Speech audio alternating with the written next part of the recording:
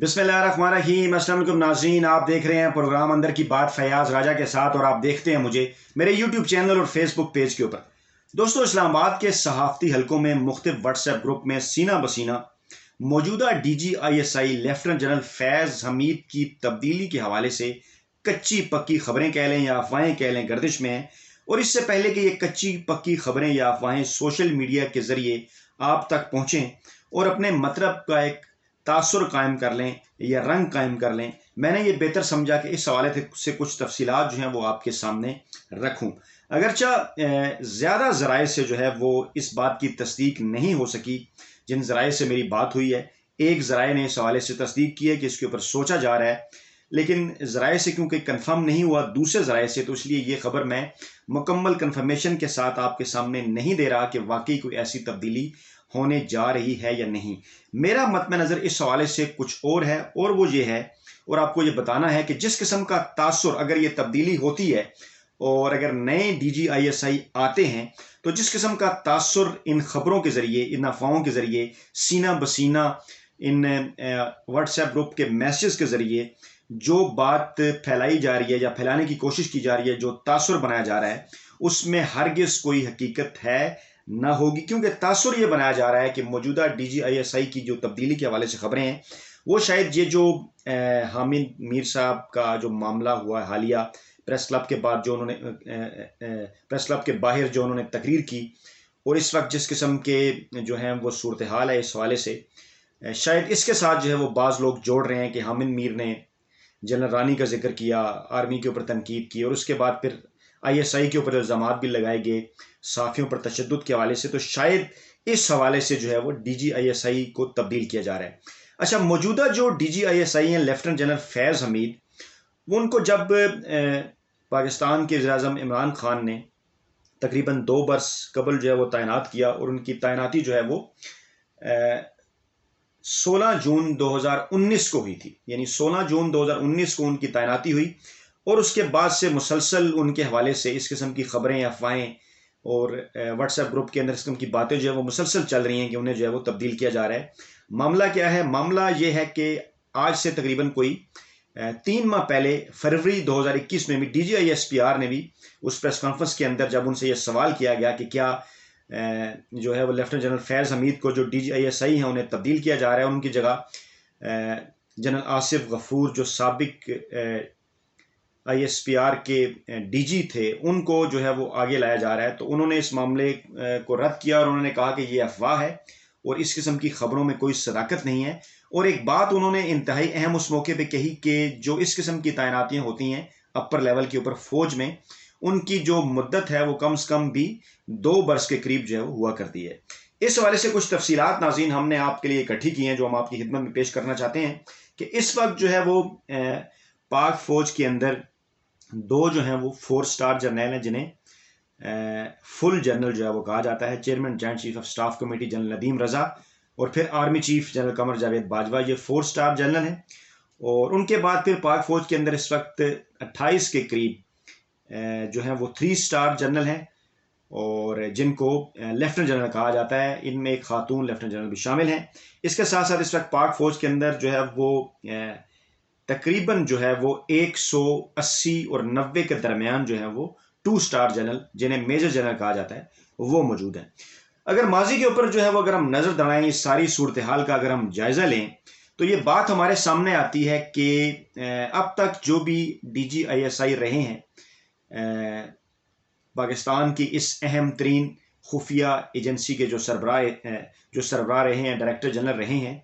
उनका अगर जायज़ा लिया जाए तो उनमें से जो सबसे ज़्यादा मुद्दत के लिए, बल्कि सबसे पहले मैं जिक्र कर देता हूँ कि सबसे कम मुद्दत के लिए जो DGISI रहे वो थे लेफ्टिनेंट जनरल आसिम मुनीर, जो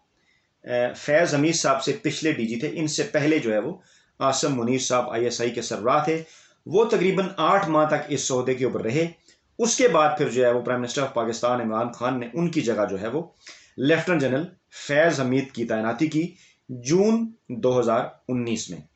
अच्छा, इसके साथ साथ अगर हम देखें तो सबसे ज़्यादा इस ओहदे पर जो DGISI फाइज रहे, ISI को जो हेड करते रहे, जो सरबराह, वो थे लेफ्टिनेंट जनरल अख्तर अब्दुल रहमान, जो कि तकरीबन 8 साल के अरसे में 8 साल के अरसे तक जनरल ज़िया के दौर में वो जो है वो इस अहम तरीन खुफिया एजेंसी के सरबराह रहे। इसकी सरबराही के जो फ़राइज़ थे वो सर अंजाम देते रहे। अच्छा, अगर अंग्रेज़ के हवाले से बात की जाए जो कि पाकिस्तानी नहीं थे, क्योंकि जनरल अख्तर अब्दुर्रहमान वो पहले पाकिस्तानी सरबराह थे ISI के जो तकरीबन 8 बरस तक रहे, क्योंकि ISI जो है वो 1948 से पाकिस्तान में काम कर रही है। और उस वक्त जो सबसे पहले बल्कि दूसरे जो ISI के सरबराह थे मेजर जनरल रॉबर्ट काथूम, वो तकरीबन 9 साल तक जो है वो इस अहम तरीन ओहदे के ऊपर फाइज रहे। अच्छा, इसके साथ साथ अगर कुछ और भी अगर हम जायज़ा लें तो माजी करीब में अगर हम देखें कि कौन से ऐसे DG ISI थे जो कि ज़्यादा अरसे तक इस ओहदे के ऊपर फाइज रहे, क्योंकि गुज़श्ता कुछ बरसों से ये रवायत बन गई थी कि हर DG ISI जो है वो तकरीबन 2 बरस तक जो है वो अपने इस ओहदे पर उनको जो है वो तैनात किया जाता था। उसके बाद जो है वो नए DG ISI जो है वो आ जाते थे और उनकी तब्दीली कर दी जाती थी। वो जो है वो किसी और जो है वो मतलब पाक फौज के जो शोबे हैं या कोर हैं, किसी और जगह पे जाके वो खिदमात सर अंजाम देते थे। तो हालिया अगर माजी के ऊपर अगर हम नज़र दौड़ाएं तो उसमें लेफ्टिनेंट जनरल शुजा पाशा का नाम है, जो कि तकरीबन 3.25 साल तक जो है वो इस ओहदे के ऊपर फाइज रहे और उन्होंने कई मामलात के हवाले से जो है वो बड़ी शोहरत भी हासिल की। और उस वक्त भी जो है वो पाकिस्तान में सिविल मिलिट्री रिलेशनशिप के हवाले से जो है वो काफ़ी बातें हुई, बेशुमार इस किस्म की जो चीज़ें हैं वो सामने आई इस वक्त भी। और खैर उसके बाद गुज़श्ता जितने भी 8-10 बरस गुजरे हैं उनके जाने के बाद उस दौरान जो है वो सिविल मिलिट्री ताल्लुकात के हवाले से पाकिस्तान में जो है वो डिबेट चलती रही। और क्योंकि जो पाकिस्तानी खुफिया एजेंसी ISI वो खैर पाकिस्तान की हमारी गैर मुल्की सरहदों की मुहाफ़िज़ तो है ही, मतलब हमारी जो सरहदें हैं मतलब गैर मुल्की खिदमात जो सर अंजाम देती है ISI दुश्मनों के ऊपर जो है वो नज़र रखती है। उस हवाले से उसकी खिदमात के मोतरफ जो है वो पूरी दुनिया ही है और पाकिस्तानी अवाम भी अपनी इस एजेंसी को बड़ी फ़ख्र की निगाह से देखते हैं। लेकिन अगर माजी का जायज़ा लिया जाए तो इस खुफिया एजेंसी ISI के ऊपर जो है वो भुट्टो साहब के दौर से और उसके बाद अभी तक इसके ऊपर जो है वो मुख्तलिफ ज़मानों में मुख्तलिफ हुकूमतों की जानिब से जो है वो ये इल्ज़ामात भी लगते रहे कि अपने सियासी मुखालफिन को दबाने या इलेक्शन के अंदर जो है वो किसी किस्म का सियासी किरदार अदा करने के हवाले से भी पाकिस्तान का एक हल्का जो है वो पाकिस्तानी खुफिया एजेंसी पर जो है वो इल्ज़ामात लगाता रहता है। अच्छा, इस वक्त जो पाकिस्तान की मौजूदा जो DG ISI हैं उनके हवाले से जो है उनके ऊपर भी कुछ इल्ज़ामात जो हैं वो लगे फैज़ाबाद धरने के हवाले से। लेकिन गुज़श्ता हम अपनी वीडियो में आपको ये बता चुके हैं कि किस तरह से वो इल्ज़ामात उस वक्त धुल के, हालांकि उस हवाले से जस्टिस काजी फ़ाइज़ ईसा साहब ने एक फ़ैसला दिया और उस चीज़ को सामने रखते हुए उसके बाद फिर उन्होंने बाज़ हलकों के अंदर बड़ी शोहरत भी हासिल की। लेकिन कुछ अर्सा पहले मैंने एक वीडियो की थी जिसमें मैंने जो है वो राना सनाउल्लाह ने जो जावेद चौधरी कॉलमिस्ट को इंटरव्यू दिया था, जावेद चौधरी साहब को, उसमें उन्होंने जिक्र किया, उन्होंने ये तस्लीम किया कि जो TLP का धरना था उसे लाहौर से रावलपिंडी भिजवाने वाले वो थे और उसके पीछे वो थे। उसके बाद फिर मैंने ये वीडियो पेश की थी कि अब जो है वो उन लोगों को माफ़ी मांगना चाहिए, मीडिया के उस हल्के को, उन पाकिस्तान के सियासी अनासर को, कि जिन्होंने जो है वो ये कहा था कि इसके पीछे जो है वो पाकिस्तानी मिलिट्री है या इस्टेब्लिशमेंट है। तो उसमें जो रोल सामने आया था जो जनरल फैज़ हमीद का, वो उस धरने को ख़त्म करने के हवाले से था जिसको जो है वो बाज़ हल्कों ने मुख्तलिफ अंदाज से पेश किया। तो खैर उस वक्त से लेके अब तक जो है वो जनरल फैज़ हमीद के ऊपर मुख्तलिफ इल्ज़ामात लगते रहते हैं। और अब जो है वो प्रेस क्लब के में होने वाले एक मुजाहरे के बाद हामिद मीर ने जब पाक फ़ौज के ऊपर तनकीद की, उससे पहले जो है वो एक जो ब्लॉगर हैं उनके ऊपर जब तशद्दुद का वाक़या पेश आया जिसकी हम मज़म्मत करते हैं, उसकी तहकीकात होनी चाहिए उनकी जानिब से और बाज़ हल्कों की जानिब से। उस मामले के ऊपर भी ISI के ऊपर इल्ज़ामात लगाए गए, अगरचे अभी तक इस मामले के ऊपर तहकीकात जारी हैं। उसी तनाजुर में जब ये मुजाहरा हुआ और उस मुजाहरे के दौरान हामिद मीर साहब ने जो है वो मैं ये कहता हूँ कि तमाम तर हदें जो है उन्होंने क्रॉस कर दी। उन्होंने इंतहाई गलीज़ और घटिया ज़ुबान जो है वो पाकिस्तानी इदारों के खिलाफ इस्तेमाल की। उसके ऊपर मैं वीडियो आपकी खिदमत में पेश कर चुका हूँ इससे पहले, काफ़ी लंबी 6-7-8 वीडियो मैंने आपके सामने पेश की हैं और हामिद मीर के कालमों के ऊपर सीरीज़ भी शुरू कर रखी है। लेकिन वापस आते हैं इस मामले की तरफ। तो उसके बाद से ये इस्लामाबाद के साफ़ती हल्कों में मुख्तलिफ जो साफ़ती तंजीमें हैं उनके व्हाट्सएप ग्रुप में इस किस्म की खबरें जो हैं वो चलना शुरू हो गई हैं कि शायद जो है वो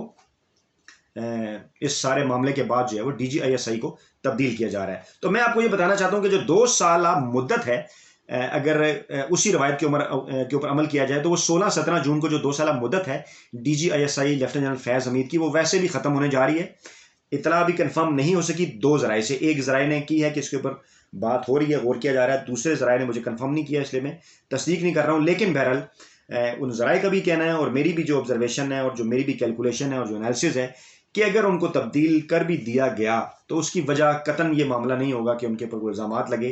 या कोई किसी किस्म का प्रेशर आया, बल्कि मामला ये होगा कि वैसे भी वो जो अपनी 2 साल मुद्दत है वो 17 जून को पूरी करने जा रहे हैं। लेकिन ये ज़रूरी नहीं कि वो अपनी इस मुद्दत के ऊपर जो है वो रिटायर कर दिए जाएं। ये भी मुमकिन है कि वो अपना जो है वो काम जारी रखें, और अगर वो रिटायर कर दिए जाते हैं तो उस हवाले से जो नाम है ज़ेर गर्दिश में, वो बाज़ ज़राए ने यह दावा किया है कि जो कराची के कोर कमांडर हैं general Nadeem Ahmed Anjum, lieutenant general Nadeem Ahmed Anjum, जो 3 स्टार जनरल है कोर कमांडर कराची, उनका जो है वो नाम लिया जा रहा है। लेकिन इसके साथ साथ मजबूत कैंडिडेट जिनका पहले भी जो है वो नाम इस हवाले से सामने आया, जो साबिक DG-ISPR हैं जिन्होंने बड़ी शोहरत हासिल की,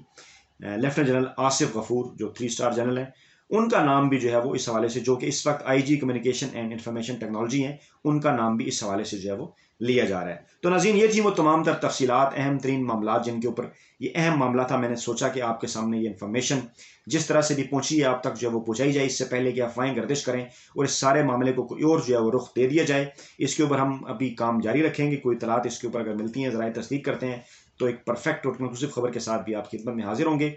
उस वक्त तक के लिए इतना ही। हमें अपनी दुआओं में याद रखिएगा, अपना बहुत ख्याल रखिएगा। नई वीडियो के साथ जल्द आप खिदमत में हाजिर होते हैं। अल्लाह हाफिज़।